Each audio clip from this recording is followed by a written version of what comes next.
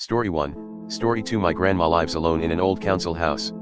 She's been there for about 40 years now, although only 20 without my granddad.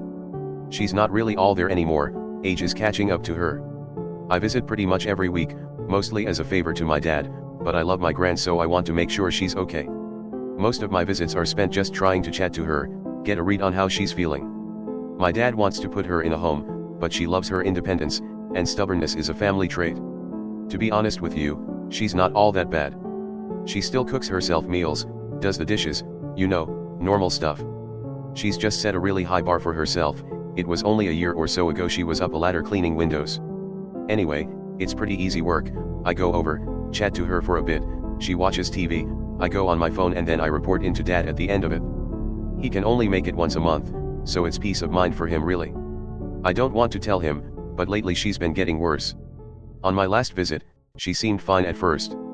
We talked a bit about some memories she had from just after the war, before my dad was born. My granddad was her pen pal, and he'd been back for less than a month before he proposed to her.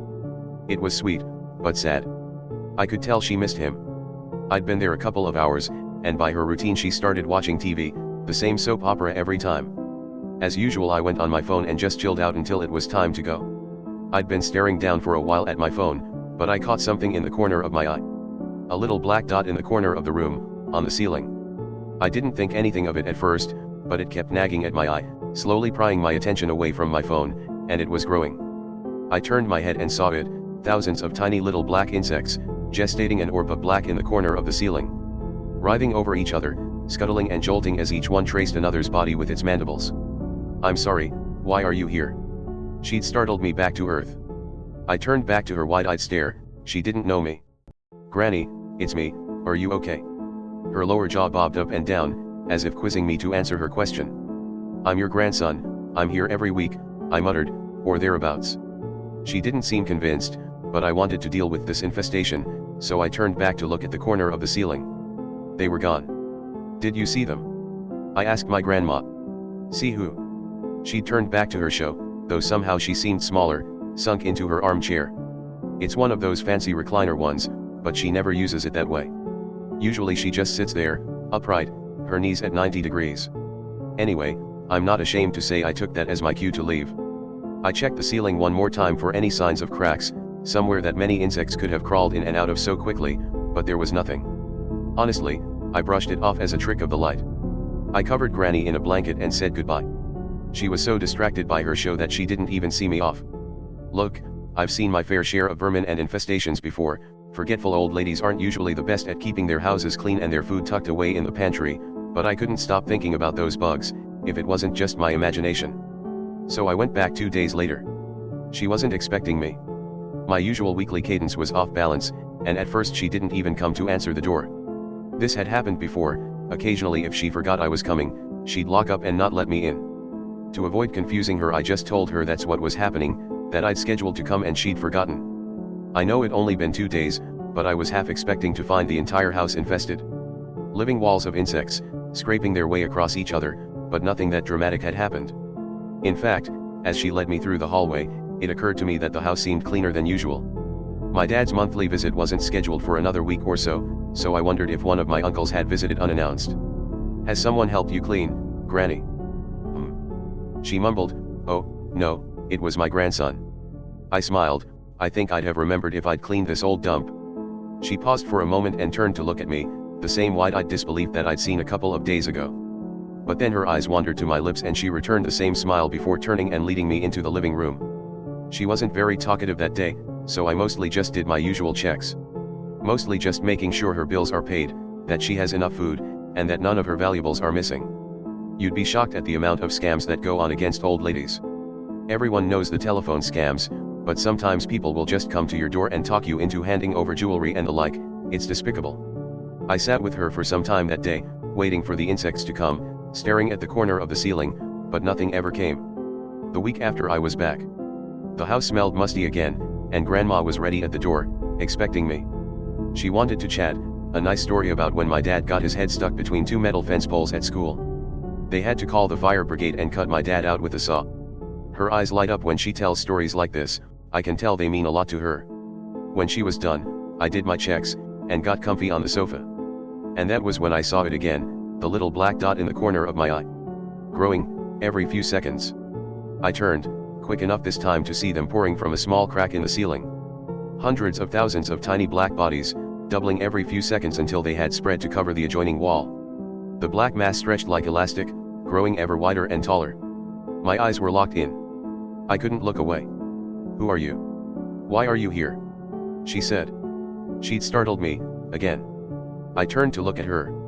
She had her wide-eyed stare, disbelief, distrust, as if I was an intruder. "Granny," I groaned, "not again." I turned back, expecting to return to a black hole of GT News creatures, but once again they were gone. I should have been relieved, but I wasn't. At this point curiosity had gotten to me. And I cared about this old woman living in this house.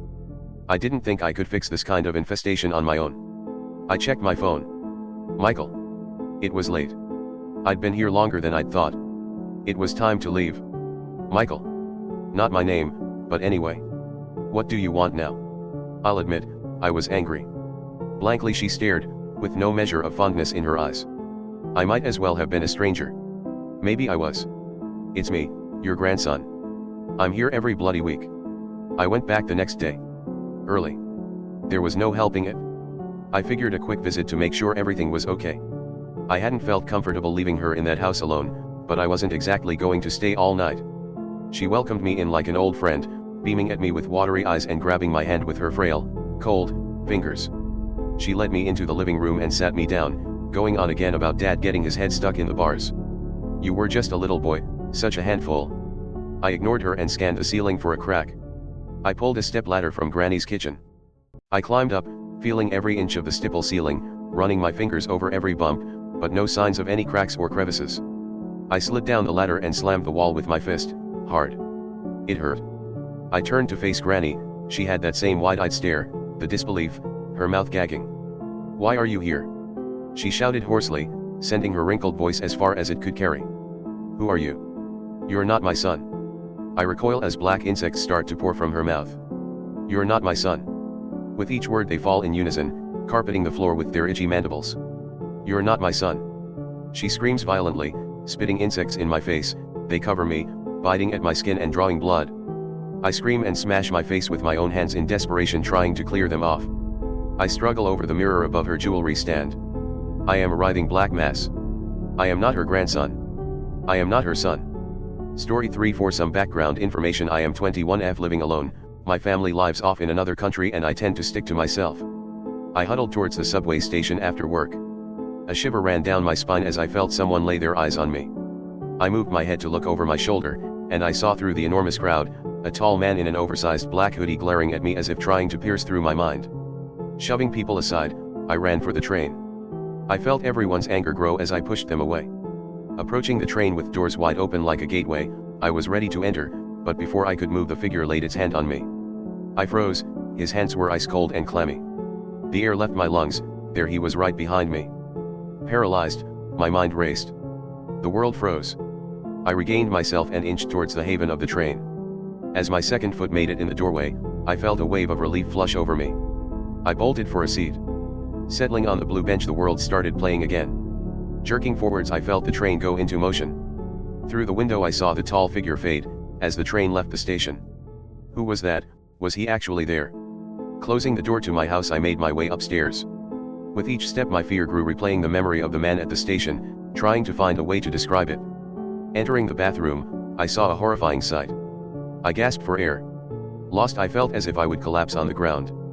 Stumbling away from the bathtub, in horror I felt like I lost my mind. I've seen things before, not often like this. Dark crimson blood filled my dingy bathtub. Death-stained handprints filled the walls.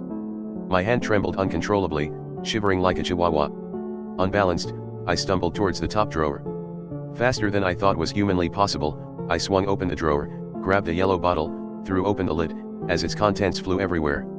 Without thinking, I snatched one of the pills and shoved it down my throat. I turned back to the tub. It was empty. That's enough for today. Overwhelmed, I headed towards my bed and threw myself in. I tried to shut my eyes and sleep. Yet a pit grew in my stomach knowing they were watching me. As I shut my eyes, still tense, I heard one loud knock on the door. Clop. I ignored it, then I heard a sound, like two knives against each other, constantly. I shut it out, but the noises grew louder. Clop clop clop. Slow and steady it beat against my door. I felt a shadowy figure loom over me. Crying out in agonizing pain, I threw my head up and shrieked. Looking towards my arm, I saw red-stained deep cuts all along my skin. Warm blood gushed down to my hand.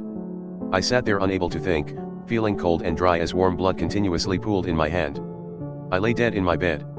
Just as I felt regained and relieved, my stomach was slashed open, feeling as if my guts would get strung out. I blacked out. Everything going dark with unthought left, the eyes still lay on me. Covered in pain, I was unable to move. Slowly I came back to my senses and opened my eyes. Looking into the trustworthy face of my therapist, I announced sluggishly, "That's it? Your thoughts?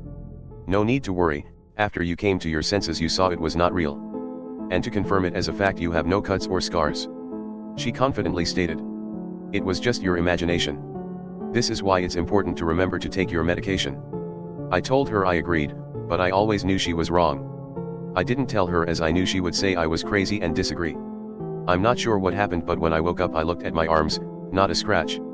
And yet, my pale thin stomach had the words, "Don't trust anyone," carved into my frame. Story 4 https://youtube.com/short/xcr6ppibesq SI equals L5VO3KNFQW Case SQ Story 5. Get ready for 1 full hour of spine-chilling horror. These 11 real-life horror incidents will make your blood run cold and leave you questioning what lurks in the shadows. From terrifying encounters to unexplainable events, each story is guaranteed to send shivers down your spine. Ghost: What to Expect. Real stories from people who faced unimaginable terror. Creepy visuals and sound designed to set the perfect horror vibe. A mix of paranormal encounters, close calls, and unexplained mysteries. Warning, warning, watch this at your own risk. Perfect for a late night binge, but you might want to keep the lights on. Bell, don't forget to like, comment, and subscribe for more terrifying content. Loudspeaker: share this video with friends who love a good scare.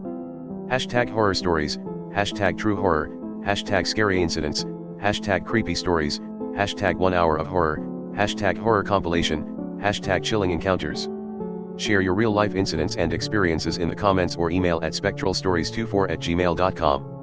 3 true scary Halloween stories for a creepy October night. https://udo.be/usswceyfwg ? Feature ? Shared. 8 horror incidents that will leave you speechless. https://udo.be/mnsg5ksmzck ? Feature ? Shared. Story 6. I have started making TikToks from horror stories.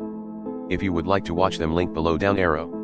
https://www.tiktok.com/@scfs30 ? T =8 RBIYELZSLM &_R1